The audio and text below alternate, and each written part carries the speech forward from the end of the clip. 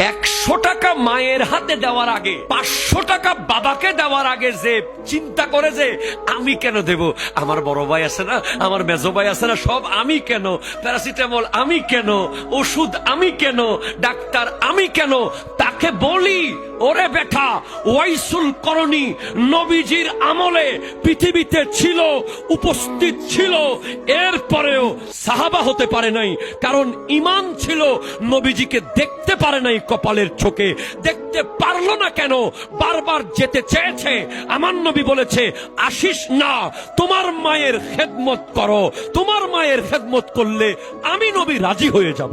যখন 5 স্টারের দোকানদার একটু স্মার্টলি বলে প্লিজ স্যার একটু খান, এই খাবারটা অনেক মজা, তখন আপনি কচ করে একটা 1000 টাকার নোট দিয়ে দেন।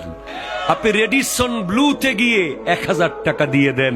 আপনি দুবাইয়ের ব্রুজ খলিফায় গিয়ে 500 রিয়াল দিয়ে দেন। হ্যাঁ, ইজ্জত চলে যাবে।